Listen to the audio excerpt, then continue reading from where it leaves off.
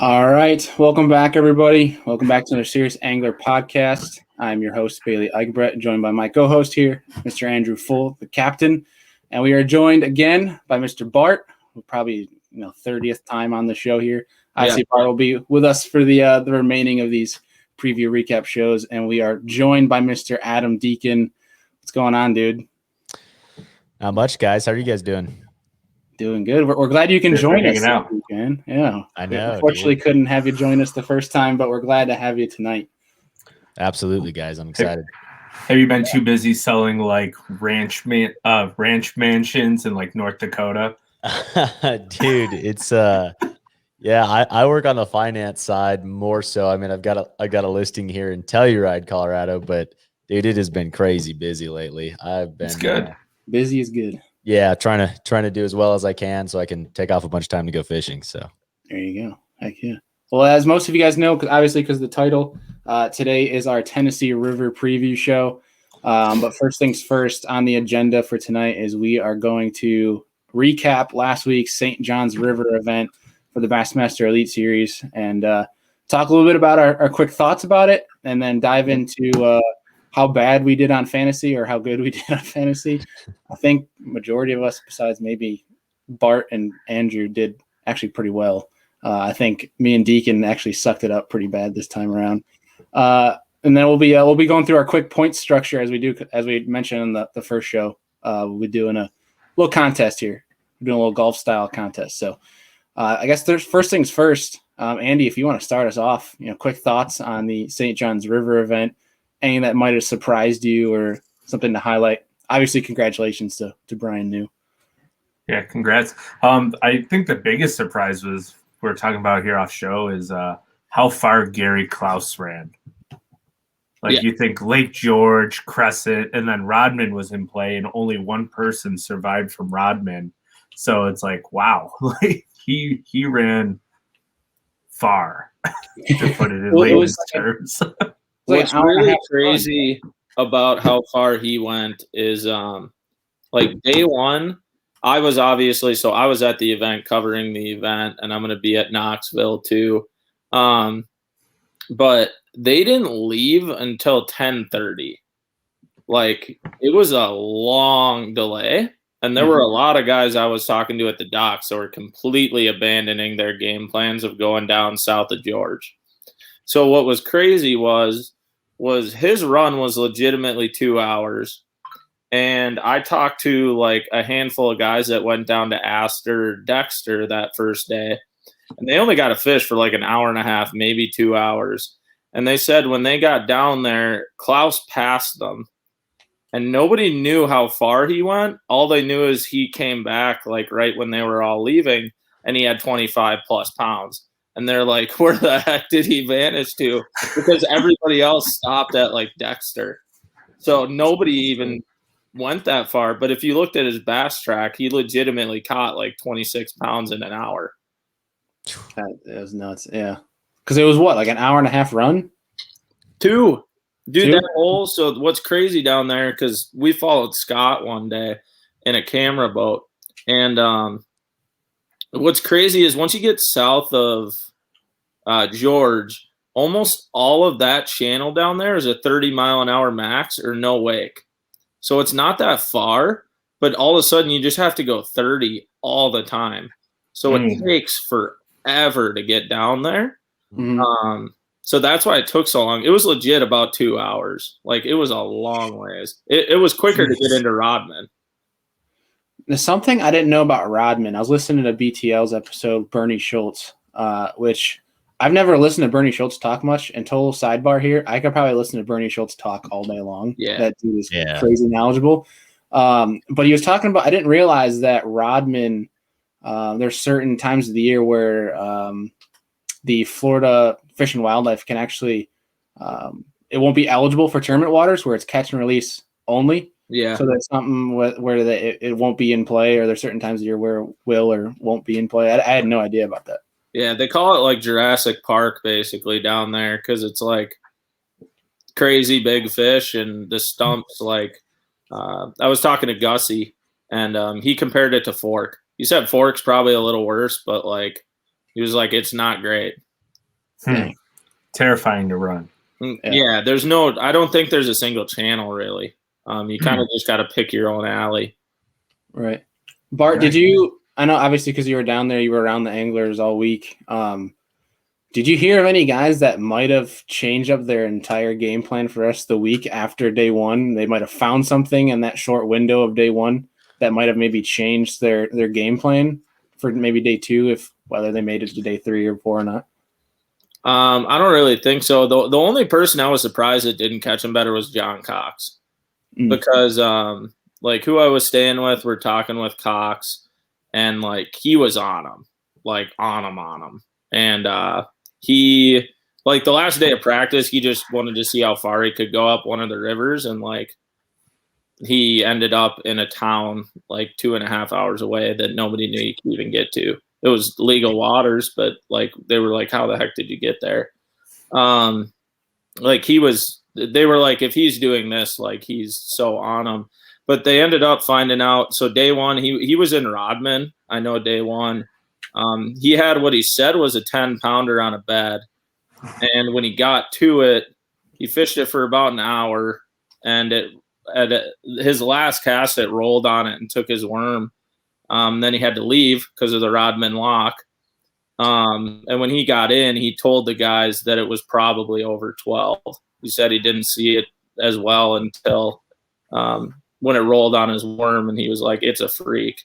So I was surprised to see Cox not weigh it in, to be honest. Yeah, he's so good at sight fishing. I was just waiting for Cox to put a 10-pounder on Bass Track, and it never happened. So I was really surprised by that. Actually, the only, to answer your question, Bailey, Hank Cherry, because I filmed Hank the last day, media day, and he was praying for a check. He caught like 4 fish in practice. Said it was the worst practice he's ever had in an Elite Series event. So he kind of just went fishing and developed his plan as the Derby went on. He didn't really have a plan at all. So I think you could see that kind of day one on live. Like, you know, he was just fishing. He wasn't on anything at all. No, he found out he was on that live. one too. Yeah, he found out he was on live, and pad. he was like, I have no clue what I'm going to do tomorrow. It's going to be pretty boring. That's funny. That's amazing. Good grief. But yeah, he lost that big one in like the pads, and then caught another big one that he landed like right afterwards. Yeah. Imagine if you caught the one he lost. Yeah. Yeah, he was a big surprise. I'm trying to think of anyone else. There weren't a lot of people that really changed up their game plans. Just the people who changed their game plans honestly didn't make the last day or didn't make the third day. Because the guys who went and made the runs caught the fish. Because if you made the hour to an hour and a half run or went to Rodman, like Rodman, you could get a limit. It seemed like that wasn't really the problem in Rodman. There were a lot of willing fish to bite. The problem in the St. John's was fishing really small. So if you made the run down to the south side of George or to the springs where you saw guys sight fishing, you were able to catch fish. So kind of when guys got there day two, you know, the 10 or 15, 20 guys who made the run to the spawners had already plucked so many of them that guys ended up having to scramble because they were like, shoot, my fish are gone. Well, yeah, especially with those Florida largemouth too. I mean, you hear a lot of guys talk that, you know, they'll pull up one afternoon and they're gone that next morning. Yeah. They're getting up, doing their business, and then see you later. I mean, it's just one of those things that'd be tough, especially when it's got to be a horrible feeling when you're in an afternoon, maybe on day 1 or day 2, and you're in the the afternoon bite and you see one on a bed, but you know you don't have time for it, kind of like how Cox dealt with, and you know you show up the next day and it's gone. And it was there on day 2. I believe he still didn't get it from what I heard. I that could be wrong, but I thought I heard that it was still there day 2 and it just couldn't get it. It's crazy. That is brutal. Yeah. Deacon, any thoughts before we start talking about our fantasy picks? Yeah, man, I guess more than anything, I thought I had some pretty safe bets fantasy-wise. I guess, we'll get into this, but there was a lot of flip-flopping, this week at the Derby with guys who you'd expect that always seem to do well in Florida on the have a good record on the St. John's. It's not like Bassmaster. Bassmaster's been going there a lot, and I know it's changed, but like, man, it was kind of crazy to me to see the different things. And then also the rookies that came into play, right? I mean, obviously Brian knew, but even some of those other rookies out of that southeast region of the country did really, really well for their first Elite Series event. Yeah. I was listening to Let's Talk Fish that with Matt Airy. It's Matt Airy and Brian Thrift Show and KJ Queen they hit on. They're like, who are you kind of most afraid of on the rookies, the rookie side of thing? He literally said Brian knew. He almost kind of called it the way Bart called it on our first show. If you guys have now, I'd like recognition for that, by the way. Yeah. Follow us on Instagram. We posted a clip of on the first show. You guys can go back. It'll be linked down below. Our St. John's River preview. Adam said, I don't have them picked for fantasy, but if there's someone I'm going to pick for some reason, I can just feel that they're going to do well. I'm going to pick Brian New. And then Brian, obviously won. So kudos to you, Bart. That was awesome. Yeah, that was good. I didn't even remember I said that until like Sunday. I was driving to Leesburg and I was like, wait a second. I predicted that. I said Brian New was going to catch him. Like I literally said, I asked the question because I was like, does anyone have a guy who they think might win, who they're not picking? And yeah, I was like, Brian New I think is going to win, but I'm not going to pick him in fantasy because I don't remember who was in that bracket, but they were just a safer pick in that bucket. Yeah. I think I'm just cursed now this year, at least for event one. Everyone I pick just has a horrible tournament. Yeah. So we'll just go through our picks here. Let's see. Hold on. Let me pull up my share screen here. And then there we go. So there's the first. Here's my picks that didn't go very well for me. Wes Logan saved me, kept me in the hunt a little bit with the fifth place finish. But unfortunately, a rough start for a lot of folks. But for you guys, I mean, Deacon, did you do half as bad as I did, or? Dude, I'm barely under you. Yeah, no, I did just as bad. Well, technically worse, I guess. My points were 857. Oh man.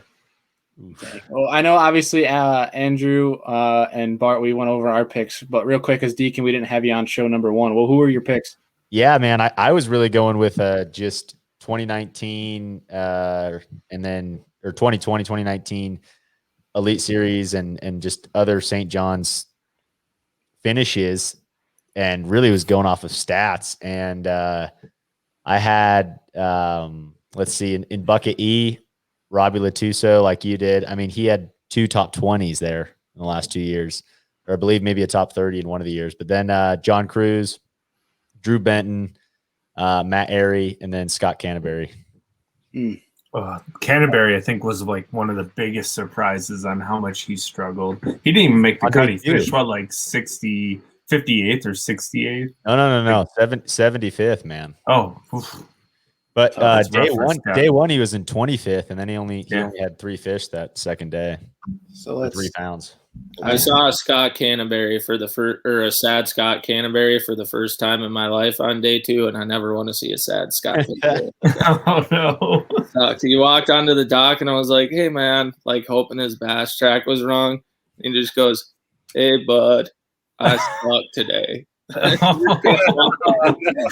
the whimper. I was like, "Oh my god, I'm so sorry, Scott." Oh no! So I have 871.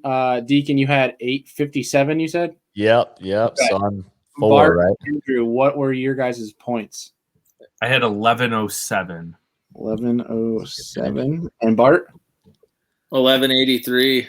1183. So Bart's with the 1, Andy's got the 2, I got 3, and Deacon's got 4. I really thought I would be last. My 2 guys that I thought would make the final day made the final day. So that's kind of where I got my points. And there you go. Patrick Walters and Mark Menendez. Yeah, Menendez was the shining star of mine for sure. I just don't know how Walters is going to get picked. If they ever go back, he's got to get picked every time. He's never missed the final day there. No. He was only 7% this time too. I was shocked. I was like, this guy literally always catches them there. And now that he's an insane shallow water fisherman and every derby. and to find that was the other surprise. every single person at that event, the way he kept it quiet that he was live scoping with a jerkbait on Rodman, everybody thought he was sight fishing in Rodman. Not a single person. So then when he went live the last day, They're like, come on. oh my God, he's live scoping. We were like, oh no.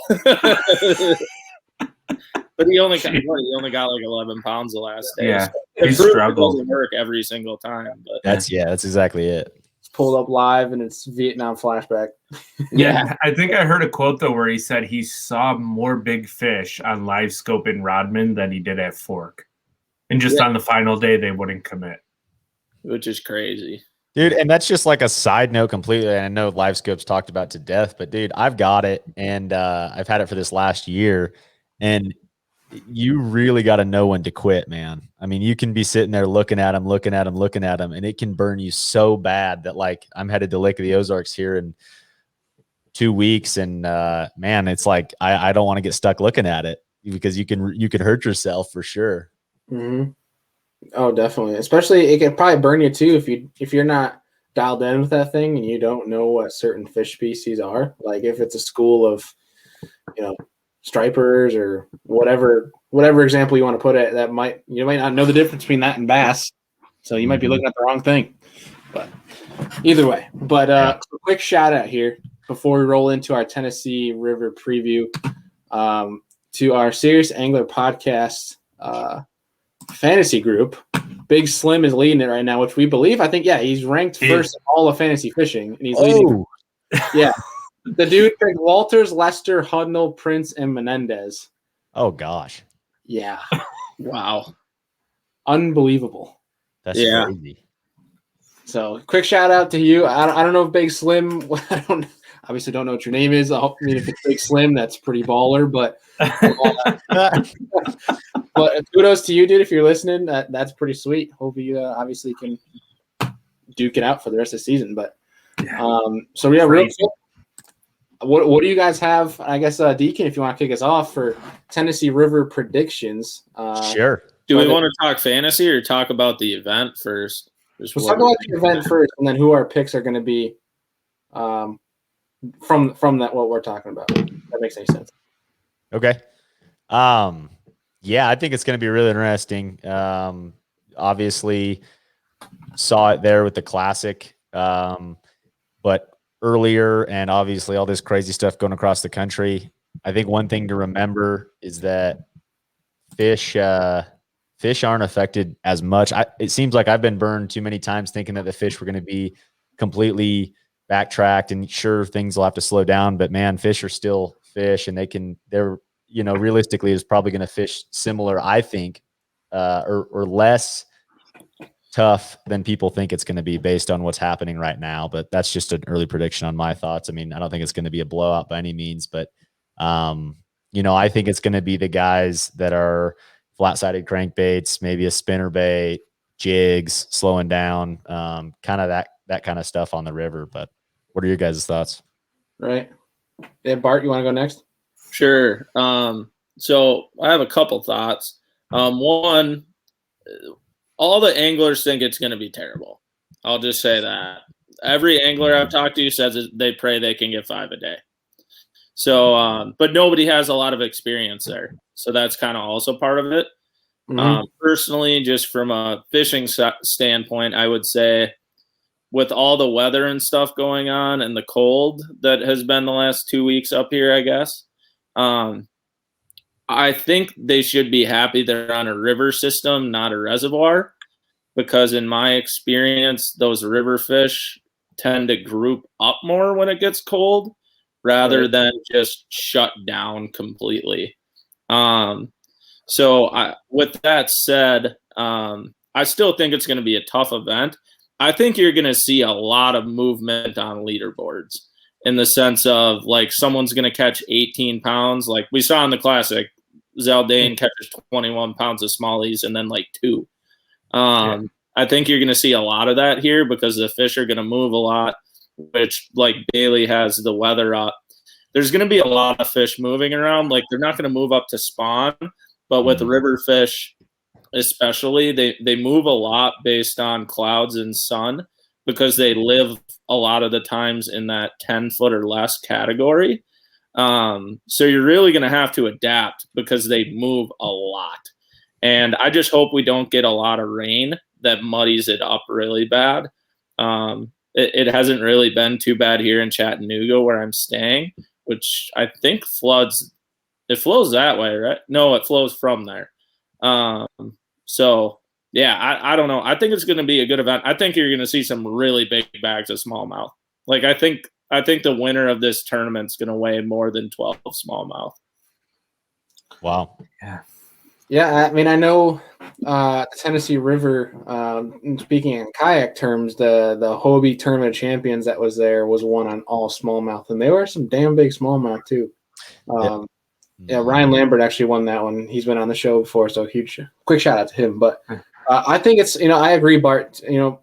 That colder situations, especially in a current-based system, I feel like if you're going to find one, you're going to find potentially a limit of fish on one area, especially with smallmouth.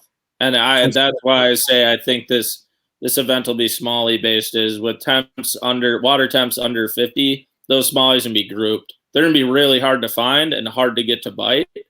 But if you can, you're going to get a big bag. Yeah. Well, I think. Sorry, go ahead, Andy. I think back to the Classic when they were there. Ike and Ellie found big smallies in practice, and they actually burned them in the tournament because he kept running to them, and they just didn't show up for him. Like he would catch one here, one there, but he went back when I remember listening to it, and he said he had like 20 to 23 pounds of smallies every day in practice, and then the tournament started and they vanished. So I think it's going to be somebody who can catch 5 every day and maybe get one of those 1 or 2 big smallmouth to bite when they go to look for them. I just think with the smallmouth, like around that spawning time frame, which is when they were there, it was cold, but like you're getting close to those fish are like gonna go. That's not the situation now. It is winter. It's winter going into pre-spawn. So those fish, I don't think they're gonna, like in terms of vanishing, like going shallow or really moving shallowish, I don't think they're going to do that. It's going to be more of the smallies, I think, are going to stay a little more than you would think. It's going to be, can you actually get them to bite? The problem's going to be finding them. When you find them, I don't think they're going to move much. And that's my experience with, the Mississippi River is a different fishery, but with those smallies in that kind of muddier water, when it's cold, they are very difficult to find. Absolutely. But when you find them, they don't move until they're like, I'm going to go. Mm-hmm. So I think that's when Ike was running into that and Zaldane running into that. They were on that, like, they needed a day or two of 60 and they're going to be on the bank. Yeah. Yeah. I don't know. For me, at least in my mind, and after talking to a couple of buddies down in Tennessee, I'll be linking up with next week. They this time of year they explained that if there's current, it doesn't really matter how shallow you get; those fish will stay shallow as long as there's current. And they especially say on warming trends, which right now obviously they're probably on a tail end of this polar, whatever you want to call it, that's ripping through majority of Texas, but also Tennessee's getting hit with it too. And obviously with this warming trend, I think coming with these 50s and 60s, mid 50s, I think it's going to get the crawdads a little bit more active than they have been. They'll be on the bank and one in current. I don't know. That's just my thing. That's what I think could happen. Obviously, I'm most likely going to be wrong, but that's just a theory I have. But Andrew, any more thoughts that you have on how it could be won? So my thought process is I haven't seen how much snow they got in Knoxville area. So I know not much at all. So I know the Classic, they had the big floods like 3 weeks before the Classic. So they dealt with like muddy water, but it was clearing. So now if they have clear water, there could be an even better crankbait bite. You might see a few big fish get caught on a chatterbait like they did during the Classic. And then even a small swim bait bite might be key, like a 3 or 4 inch spark shad on a ball head type deal on riprap. So, I mean, I think, are we going into weights now? We can. Like what?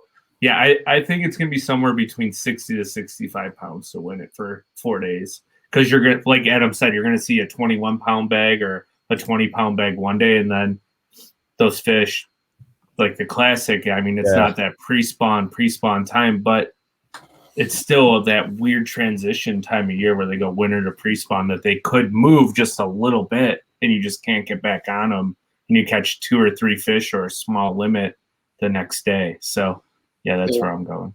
Yeah, that's exactly what I have for weight. I have 67.14 for winning weight. See, and I guess kind of towards my earlier stuff, I do think the fishing is going to be tough regardless of the weather. I was more saying towards the weather. So my winning weight is 58.8. I think it's going to be brutal, but all this weather, I think people are thinking is going to affect a lot of things, and I think it was going to be tough regardless. And I think it's going to be the matter of finding the fish grouped up on the river, and that's what happens in river tournaments. Right. This time of the year. I have 63.3. I'm right with Andy.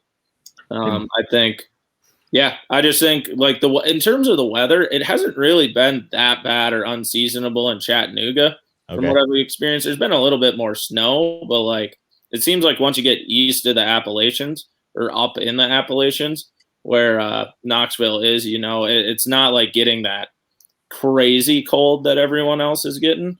Gotcha. So, it's more stable. Yeah, I don't think I don't think that's really affecting it much. I'd just be more concerned if we get a really bad rainstorm. Last night we had an ice storm here, but I mean it's a week and a half before, so it's not that big of a deal. And it looks like it's going to be sunny for the next 5-6 days around here, which that'll get those fish pretty hyped up, I think. Yeah. Yeah. So let's dive into picks. Anyone willing to want to go first, or we want to just put up my picks here? Cause I don't think you guys can actually share screen at all. Yeah, I'll go first before you throw yours up, Bailey, if you want. Yeah. So my first choice, I got Brandon Lester because I think he took 4th or 5th in the Classic. Kind of like that hometown guy. I don't know how far Fayetteville is, but he's probably the only Elite Series guy besides like Zaldane who fished the Classic there, but he probably has the most experience there. Group B, I went with KJ Queen. Wait, I thought we were just going A. Oh, yeah, that's right. Sorry, go ahead. I apologize. I forgot. Getting ahead of the ball, Andy. Mute me next time, Bailey. Come on. We'll just do this with you, Andy. We'll just say, see ya. Okay. I'm fine with it. That's messing. But I also had Lester for that reason as well, as being that small town boy. And I know obviously that Tennessee River is his home, but I just feel like with this time of year, with how much time he spent out there, if weird variables get thrown at him, I feel like he's gonna be able to pick it up first, if not one of the first to pick it up. What do you guys think? Deacon, you want to go ahead? Yeah, I've got Lester as well, man. I know that's the hometown favorite, and it's at almost 27% in fantasy. Is it 20? I might switch my pick now. I know, literally, and that's like part of my process, especially with Bailey, where you and I finished, right? Like you gotta have some serious comebacks. So it's time, you throw at some of those darts, those low percentages, just because you're trying to get back on track for like the overall stuff, or it's probably already shot at this point. But yeah, that's my guy in Group A anyway. Go ahead. All right, I can see you smirking, so I'm gonna see. I don't have a Lester. Like I said, you guys are gonna hate my picks here because they're gonna be. Go ahead. I like swinging, so let's go. Yeah, go ahead. But, I'm going with Fighter. I like it. That's a good one. I'm taking Fighter here because Fighter did fish the Classic here before. I don't know if he made the last day, but this was his best. It was his best finish until Gunnersville, the last Classic. So he finished 15th. Yeah, so he was up there. He was around fish. And he's been on fire. So he's been fishing great. Yeah, he's been fishing really good. It seems like he's kind of got the Southern thing down. And the thing with Fighter is he seems to fish well on every Tennessee River fishery they go to. Mm-hmm. And combining, this is more of a river system, obviously. Fighter's really good on the Mississippi River. He's really good with smallmouth. And as we've seen with like his win at St. Clair and stuff, and it doesn't get talked about a lot because he's such a milfoil fisherman, but Fighter is an incredible shallow water crankbait angler, like really good. We know him for that up around Minnesota. So I looked at the bucket and there wasn't anybody I really liked other than Lester. And I was like, well, he's going to get like 40%. So I'm going with Fighter because I think he's going to be up there. He's just been hot. He's fishing good, fishing confident, and he has experience. He's, the classic practice is so much shorter. You don't really get time to maneuver around now that he gets some time to go look around. I think he's a guy that's going to find those smallmouth. I really do. He's really good at it. In the sake of being different, and also because I hate playing big percentage guys, not that I don't think they're not smart picks, because I think Lester's a really smart pick. Fighter is also a very smart pick. But in the sport of being different here and taking a chance, I'm going to go with Mike Huff. And I'm going with Mike Huff because when they were on Lake Chickamauga, the pattern he had going, a lot of my I shouldn't say a lot. Two of my buddies down there said that is a cold water, like a way to fish when it's cold, and that current based the way he's doing it. He's going slow, current breaks, bluff walls with a jig. I don't know how much that plays in Tennessee River, but I'm going to take a shot with Mike Huff. So I think that's what I'm going to go with. But I like that. He's local to Kentucky. Cherokee, I think he's close to. Yeah, so that's around that area. Yeah. So Group B. Deacon, you want to start us off with Group B?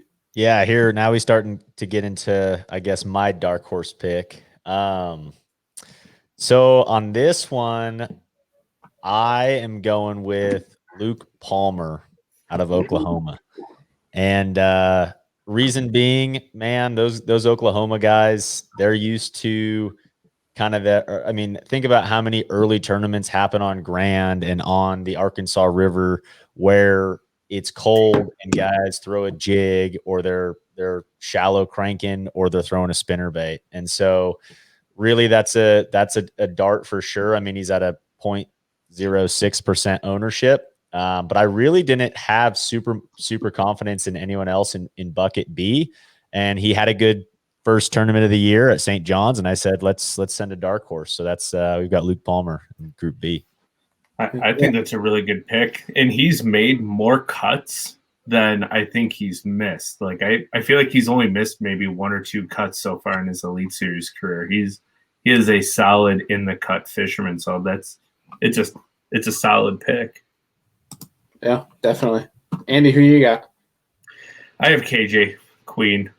I just feel like it's the same thing with North Carolina, like up in those mountain highland lakes. It does get cold there in Norman, so they know how to fish cold reservoirs. It's almost like a safe pick. I feel like he might not have a ton of experience there, but he's fishing off body waters that are similar that he could probably translate it really well to Fort Loudon and Tellico. Right. In the Tennessee River. And he just seems to catch him on everywhere he goes. So, yeah, that's pretty much almost spot on the exact reasoning why I'm going with Stetson Blaylock. That's why I'm going with him. Arkansas. Not in Arkansas, it gets very cold, but I think kind of how it'll set up shallow water cranking. Also, Blaylock just seems to be very versatile in how he fishes all over the country. Not too much reasoning behind it, but again, like you said, a safe pick. I think it's a good pick. I got confidence behind Blaylock, but what do you think, Bart? You guys are gonna hate me again. So I don't mind hating. I'm going with another hometown guy here because I hated everybody in this bucket. But I'm going with Felix. I guess, dude, that's what I was thinking. The thing with Felix is, like, he won Rookie of the Year last year. The dude's just always around. He's just always around him. He just knows how to get it done and get the right bites to get in. I have a weird feeling that this is going to be his event that he might break through, kind of like Santee last year. Wait, is this your Brian New moment that you're calling a win out of Felix? I don't know if I feel that for him, but and especially because it's a buddy, I'd take it away from him. I don't want to jinx him. But no, it's smallmouth, cold. The guy loves a spinning rod. I mean, he's going to be tough, and that guy will sit on his electronics and scan the whole frickin' time. Like, he probably scans more than anybody on the Elite Series. Like, he doesn't even have a hot foot. He doesn't run one. He just has a throttle so he can scan. So I have Felix there just because he has no experience there, but it seems like when he has no experience somewhere and it's cold and going to be a weird bite, he just knows how to get the right bites, and you add in smallmouth, and I just look to him to do well. Yeah. Nice, good pick. I think it's a safe pick more than anything.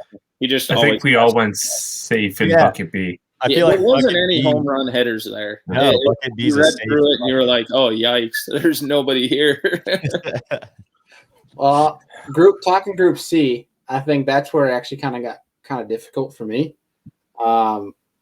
But I'm going with Matthew Robertson. I'm going with the rookie. I like that. Yeah. Just because kind of like the dude's just a grinder. And I think it will be, in relative terms, a grind. And I don't have much reasoning behind Matthew Robertson other than it's probably my gut feeling, kind of like how I'm not saying he's going to go out and win it like how Bart said my gut feeling Brian New's going to win, but bucket C was the toughest one for me. I don't really have much of a reasoning. I'm sorry, but I'm gonna leave it there. What do you guys think? So I went Matt Robertson as well, just because he's already fished there in the Bassmaster Classic. He does have experience. He did not do well there, so I think he's going to come in with a chip on his shoulder. He's used to fishing cold weather derbies on Kentucky Lake, so I don't think that's going to bother him too much. But I almost went with let me scroll back up here so I can find his name. I had a second one that I was debating between. I lost it. Hold on. I had it and my phone shut off. It was Shane LaHue in North Carolina, just because he's also used to that cold weather fishing. And I feel like he's due for another breakout tournament. So I was torn between those two. Yeah. Yeah. I went with Clifford Perch. He finished 18th there at the Classic. So in the Classic field, still a good finish overall. Was right there to try and make the final day. And really that's pretty much it. Other than being a veteran on tour, he seems to cash a lot of checks, and cold weather's not going to bother him. Where he lives in Arizona is pretty high altitude. Does a lot of elk hunting, that kind of a thing. So I'm looking for him to do well. Heck yeah. This is funny because I was debating between the two people you guys picked. I was too, by the way. I was going to go Perch, but I picked him a lot the last year and a half, and he just has not done very well. I picked him at the St. John's. He didn't do well, and I got to get Clifford Perch out of my brain of always picking him. It's funny how that's a thing. That's a real thing. Yeah, I always pick him, and I'm just done with that. But I'm going with Matt Robertson as well. So I'm actually really surprised that that's three of us picking that. For the same reason, he's been there at the Classic, Kentucky Lake. Like, that guy wins a lot on Kentucky Lake, and especially when it's cold. He's just good.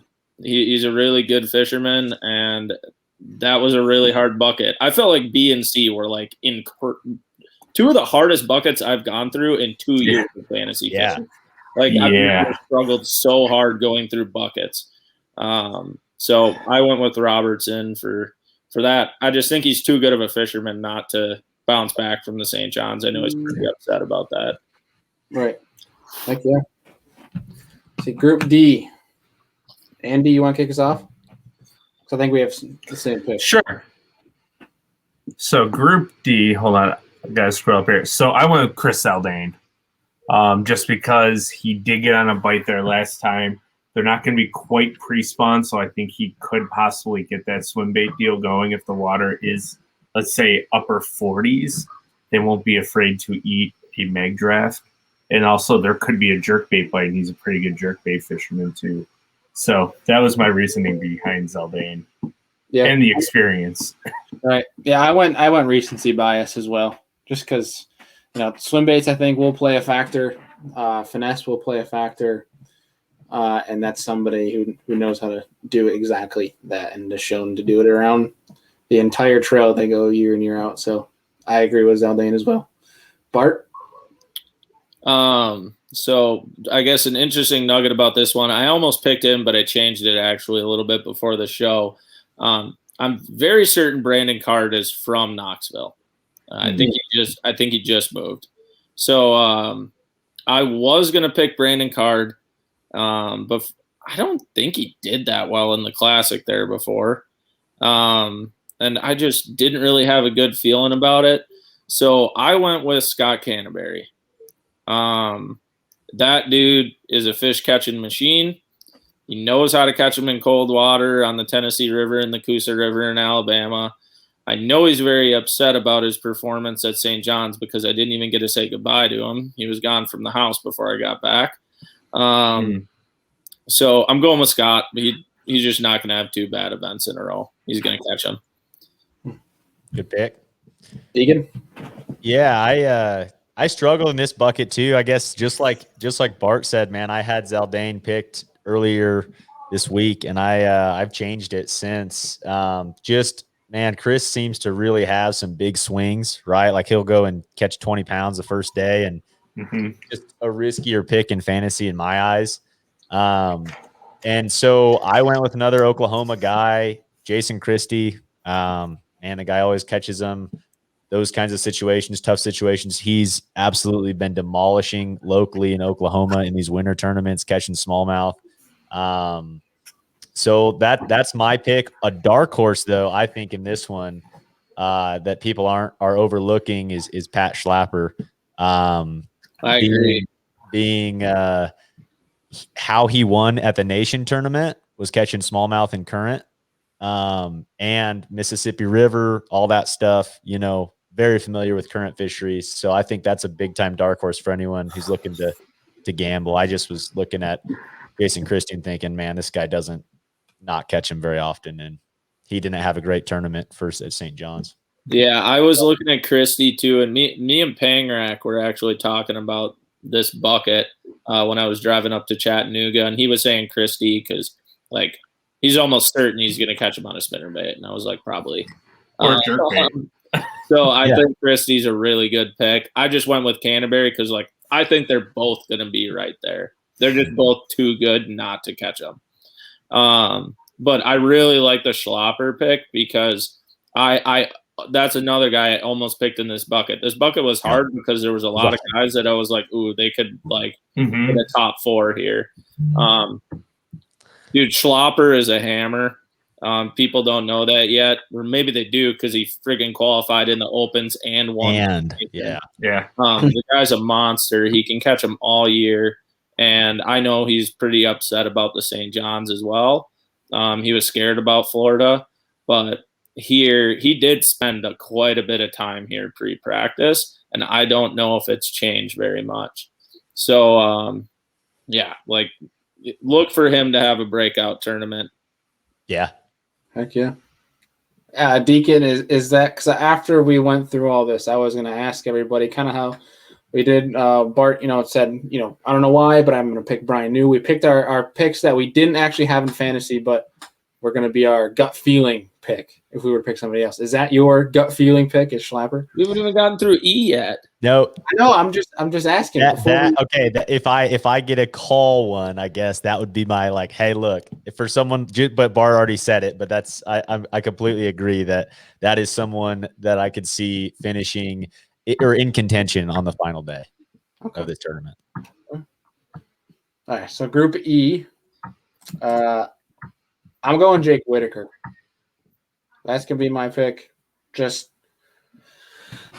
I don't even know how to really dull it down. It's just Jake Whitaker, current situation, finesse, spinning rod in his hand.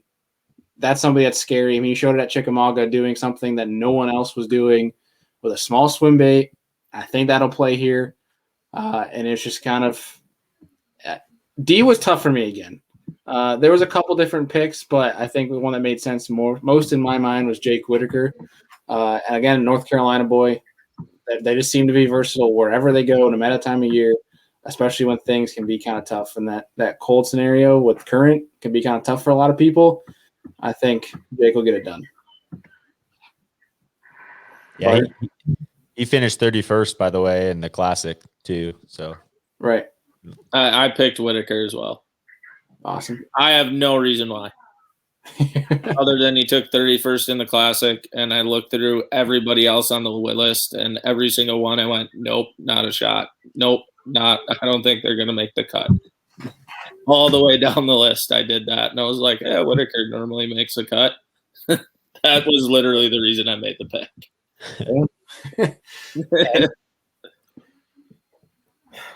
So I'm reaching here. I went with Chris Grow just because I know he can fish a crankbait, and I'm banking on him getting like a Fritz side bite going. So my dark horse pick in Group E to make a cut and possibly have a good tournament would be Cody Holland. And my reasoning is he's used to fishing cold weather on the Columbia River in Oregon. That's his home water, which is smallmouth, current-driven, nasty weather. So I was like, if he can get a smallmouth bite going on the Tennessee River, he could be a sleepy, dangerous pick. But it's a big if. So I couldn't choose him, and he's only, 0.0? I think he's 0.2% owned. So if there's a guy that's going to make a cut and make a big move, it'd be Cody Holland, I think, in Group E. Right. Yeah. I like that. I went with Todd Otten here. Just a guy that can catch him shallow. Those older guys, man, they seem to really know river systems well and fish relating to current, and no other reasons kind of than that, I guess. But I went with Todd Otten. I like the dark horse pick though, Andy, with Cody Holland, just where he grew up. Yeah, and that was my hard pick. I really went between Grow and Otten because the Classic was essentially won on a chatterbait, and Todd Otten is a great chatterbait fisherman. So I was stuck between those two, but I ultimately went Grow because I think he's due for a good tournament and a high finish. Mm-hmm. Well, Deacon, you mentioned your sleeper pick, your gut feeling pick is Pat Schlapper. Andy, who would be your gut feeling pick? My gut feeling pick can go 2 for 2 here because I'm not. So my gut feeling pick, and I think he's going to blow the doors off of it, is Jason Christie. I'm sure he's mad about St. John's, and he's going to come in saying, I'm back and I'm for real, and I think he's going to be in the top 10, if not top 5. Well, you got to choose him to win. We don't get to pick top 5s. I'm going to take it. Jason Christie is going to win this event. All right. Bart? I want to hear yours first. I'm going Taco Ito. Taku. Yeah. The dude killed it last year, man. And it's just one of those things where he just didn't adjust. I don't think he saw the South in the fall. But the dude he knows how to catch him everywhere. He showed it, and he's very creative. He's got stuff. I think if these anglers, like you mentioned earlier, these anglers think it's going to be a grinder, it's going to be tough. I think he's got tricks up his sleeve that Japanese community has that a lot of guys over here don't have that he can pull out. And I think I could see him winning it, dude. I don't know. I'm going with that. The emergence of the free rig in a Bassmaster Elite Series tournament. Free rig and current though? Interesting. Okay. I'll talk to you about it offline. Bart, let's hear it. I picked him in fantasy, and I'm gonna go with it. Especially after a really good first event, I think we're gonna see Fighter win his first blue trophy that isn't an AOI Derby. He's hot. He's due. He's been fishing so good. He's overdue. He's figured it out down south. It's a homer pick, but what I'm gonna say is I think we're gonna see the start of Seth Fighter's AOI campaign. Like that's St. John's Damn. top 5 out of like having nothing day one is so big. Because then you look at the rest of the year and they go to Tennessee River where he does well, grass fisheries. Like there's only like Neely Henry and Fork where I would, and he's done okay on Fork where He'll I'd be catch like man Neely worried Henry. about AOI. I think, yeah, I think this is St. John's went well for him, and when he gets confident, like you guys have seen, he gets good, like really good. So Bart's bold prediction of the year: AOI Seth Fighter. Calling it now. Another one. yeah, It's still early. Do we want to make AOI predictions? we can wait a little longer. I'm just saying, I think we're gonna see Fighter win his first blue trophy this week. I think it always seems like they win it on a body of water they shouldn't. Yeah, He's already won so 2 true. AOIs. He won one on Lake Mille Lacs and Lake St. Clair, like where he should have won. Yeah, Yeah. Mille Lacs, that was a no doubter. Like when he showed up there, we were all like, nobody has a chance. He's gonna weigh 26 a day. Yeah. And he did. And he did. Yeah, 27 one day. Yeah, and then St. Clair blew the doors off it.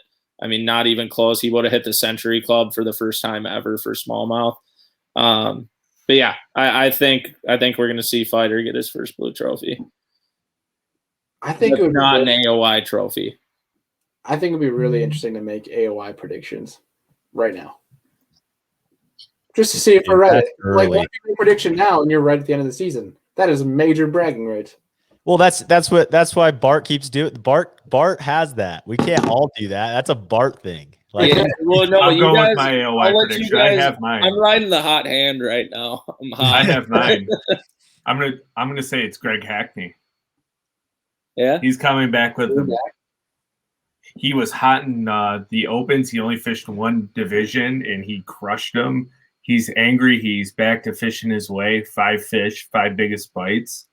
I think Hackney and a lot of these tournaments are going to set up to the way he likes to fish.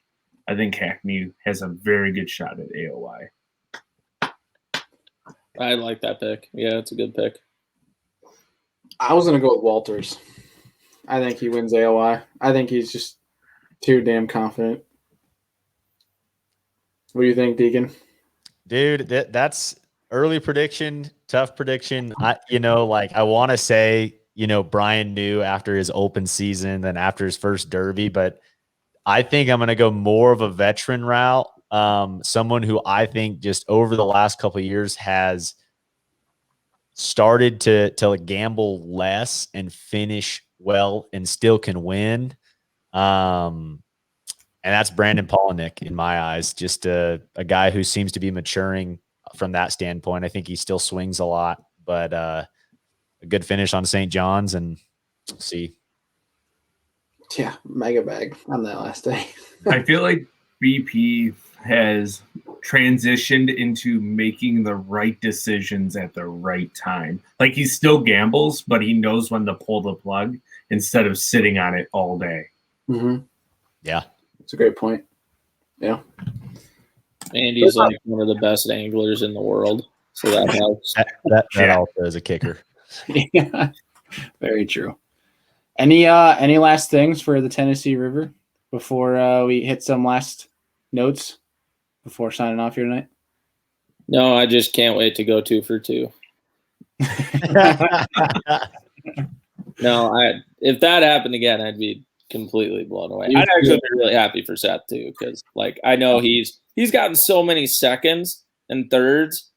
The guy's a king of being right there and not quite getting it. He's like the modern day Evan Evers. Edwin Well, Evers. I was going to say Martins. Martins, yeah. The KVD. But Evers too, a ton of times would finish second.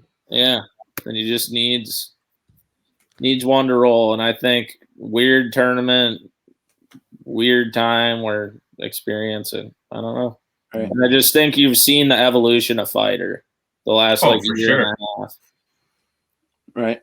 You can almost go back 3 years. Like, I think he learned he could be there at that Mississippi River event when all those guys are out there chasing around with bullhorns, catching on Carolina rigs. Yeah, when we that event still stands. Yeah, that event stands out in my mind. I go back and watch it all the time. Like, that was the emergence of him, because he's been on fire basically ever since. Yeah, it's just when that dude gets confidence, like I hate saying cocky because he's not cocky, but like he gets a swagger that nobody else on the Elite Series has when he gets confident, and like that's tough to beat, man. Yeah. When you get that rolling, like last year or 2 years ago on the Northern Swing when it was like Cayuga, St. Clair, Champlain, like or whatever, like he gets up there and he just knows. Yeah. If he finds what he likes, and it seems like he's developing that pattern where he can find what he wants to do, and instead of kind of like chasing a bite, he's developing the bite that he's confident in. Yeah, and he can do like 8 of them now. You know, it's not like some guys where you're like, oh, it's a jig bite or a spinner bait or cold water crankbait. Like fighter gets thinked about a lot with like smallmouth and then flipping a jig, but Gunnersville Classic and stuff like chatterbait and there's other events too. I just can't think of them right now, but there's other events that he's just been around. This last one, St. John's River, no grass anywhere, and he still caught him. Yeah, has a chance to win on the last foot. When I realized Fighter was actually here, like we knew he was going to be around for a while. He's basically like the new face of bass. Was Eufaula last year when he caught that giant on a spinnerbait on the brush pile. I was like, that's when you know somebody who's doing something completely different. I think him and Walters were the only two chucking big spinnerbaits on brush piles, and he caught that giant. And I was like, okay, he's got that southern thing figured out now. Yeah. Dang. Well, if you guys don't have anything else, one thing to note that I believe came out today. Annie, did you have something? I was going to say sidebar, Redcrest moved to Eufaula. That's exactly what I was going to put on too. Know that. Yeah. Just announced it a couple hours ago, I think.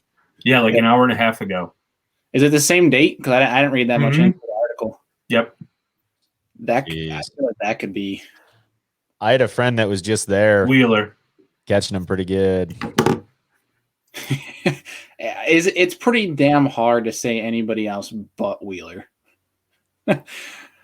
I mean, well, what did it? Is that the deal where Jordan Lee went up to that way far away spot where he had fished as a co-angler previously and torched him, or was that not at Eufaula? Talking about Conroe? No. It was somewhere like that, but I don't know if it was Eufaula or not. You know who had a really good tournament at Eufaula last time they were there is Chris Lane. He was catching them flipping mats. Yeah, right in the one little drainage. Yeah. Yeah. That'd be interesting. Are there mats on Eufaula now, you think, though? There will be dead grass in areas that could be matted up. I tell you what, man, I crossed the Florida-Georgia line yesterday or 2 days ago, and it was 21 degrees. So, like, it's not like it's any warmer there. No. Bailey, if I'm allowed to go on a little bit of a tangent, maybe a little controversial, I will. Go ahead, go for it. I want to root for MLF and the BPT, but I do not understand how an organization can change the biggest tournament in fishing twice. Yeah, now it's the event twice. They change the location twice. And then on the second time you do it, you keep it the same date.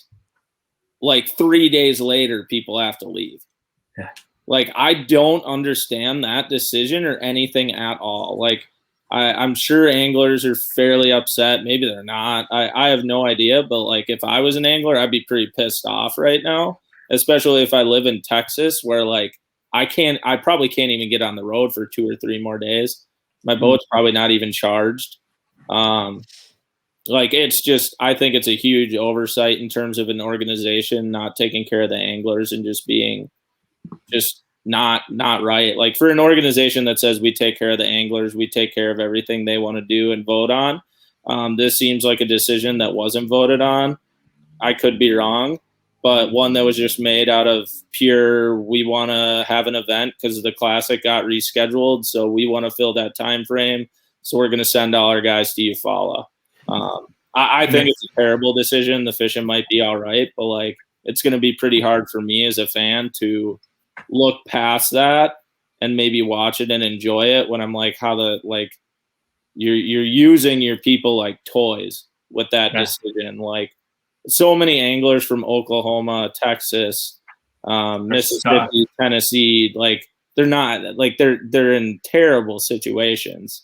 Or what about the people that had to drive from California through it? Yeah, they have like 5 or 6 guys from Arizona. Like and Ish Monroe and Jared Littner and the guys from Cali, Brent Hiller. Yeah, dude, like all the Elite Series guys were gonna come up to Tennessee and hang out this week, and they didn't even come up here. They stayed in Florida because it's so like it's dangerous.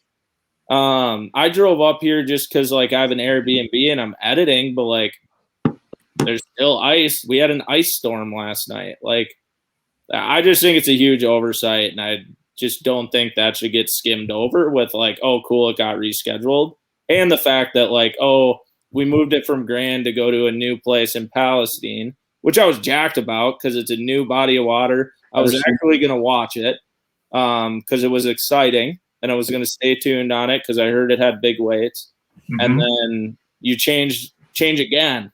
Like, dude, you need consistency to build something, and the only consistent right now on their trail, I swear, seems to be rescheduled.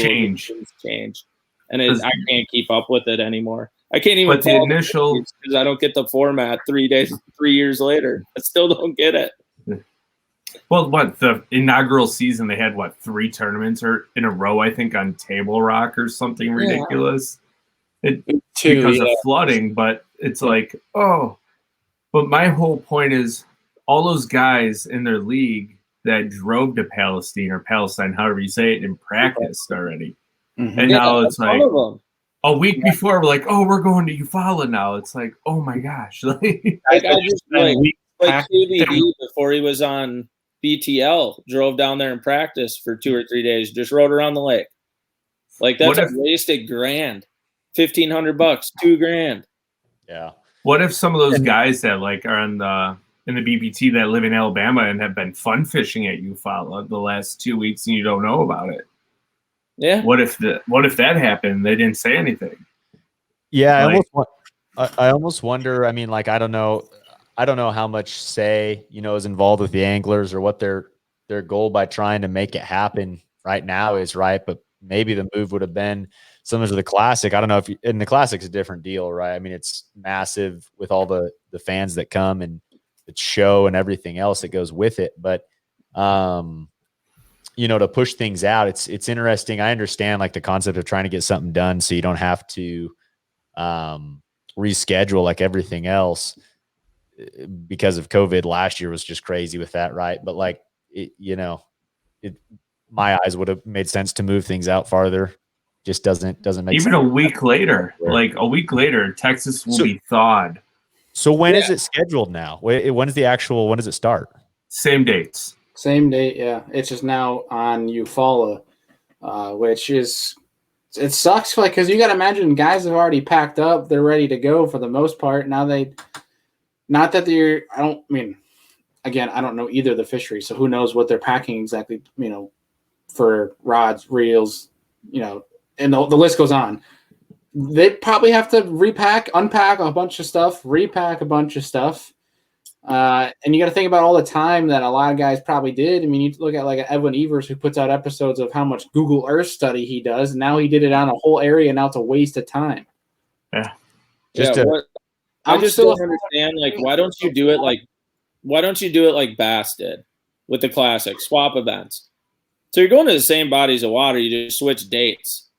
Whatever. I'm sure there's like BPT is going to Alabama or something. Well, somewhere around there, I don't know. You could have swapped events.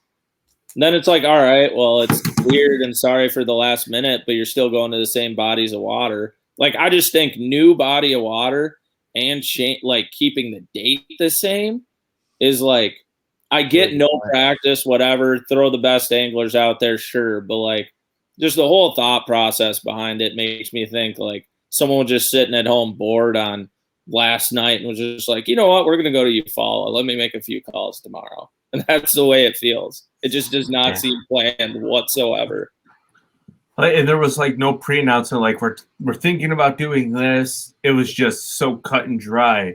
And I think AFTCO may have even put like a statement out. It was like, as one of the people on the board of directors, we felt the ultimate decision was to go to Eufaula because we can't do like the hotels and emergency staff and the Palestine area. We couldn't make it worth it to go there in the time of crisis. But it's like, what about the people who live in that area that are on your tour?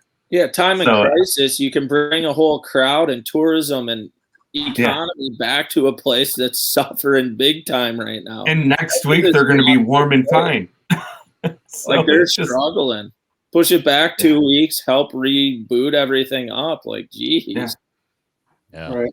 It's just another like slap to the organization, I feel like, and I want them to succeed. I think it's cool because they're doing something different, but I just feel like every move they make in like a time of crisis is just like there's no thought process. It's just we're doing this. Yeah. And I feel like it really hurts their image. It's a business move, not a people move. Yeah. And that's why they all left fast in the first place. When to make that change. Like, right. It's just not good. It's a tangent that we can go on for a while. And Deacon, I cut you off, so go ahead in the last point, and then we'll move on to one more thing before we sign off. Yeah, you're good. No, it doesn't have anything. Just a side note, when Wheeler torched him, Brian Thrift took second. But anyways, that was on Eufaula February 7th through the 12th, so really early. So I bet the fishing will be really good there, even though, I got all this other stuff going on. Yeah, I'm sure the fishing will be great. Yeah, at the end of the day, I'm still a fan of fishing. I'm still going to watch. Me too.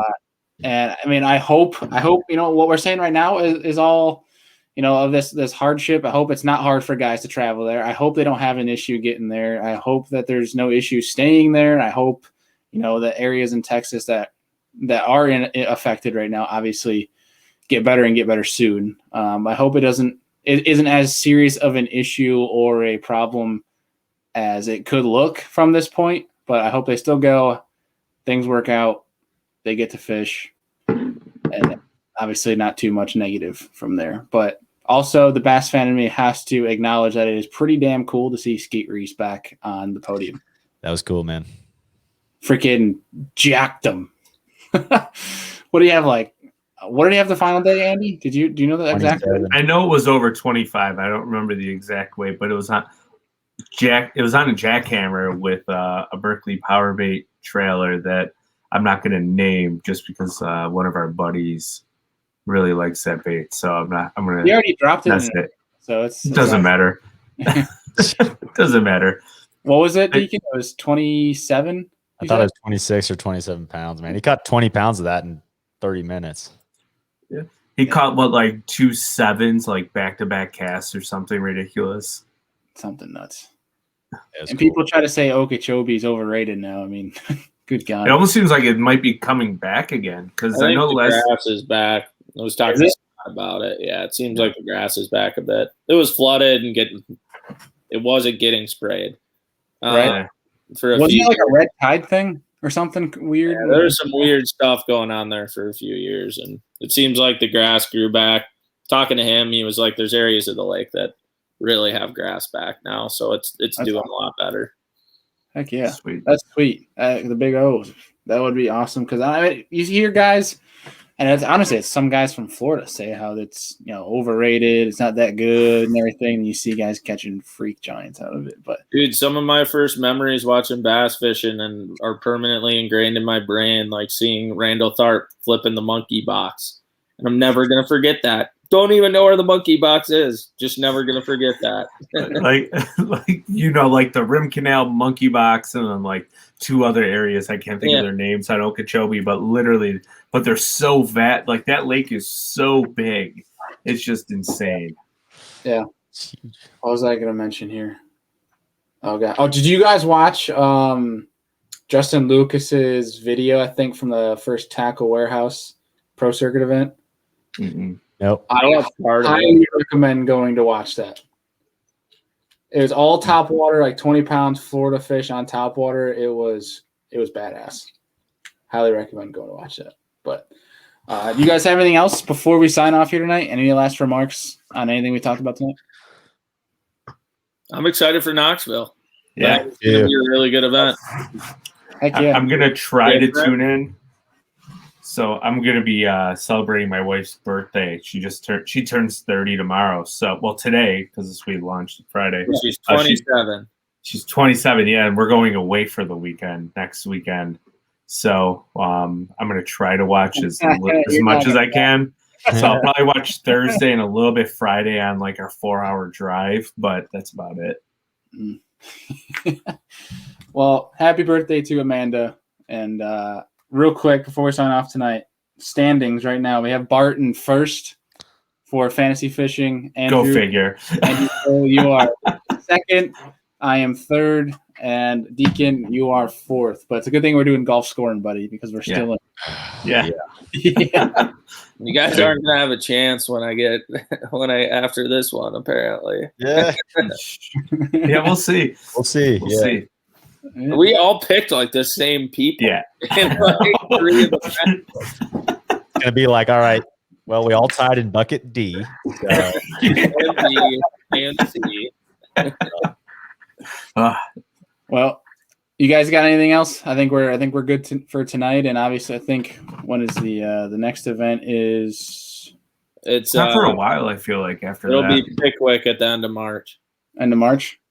Yeah. So the next we'll do a recap video preview show before Pickwick after tonight. But as always, folks, we appreciate you guys tuning in, watching, and listening. We'll see you guys on Monday.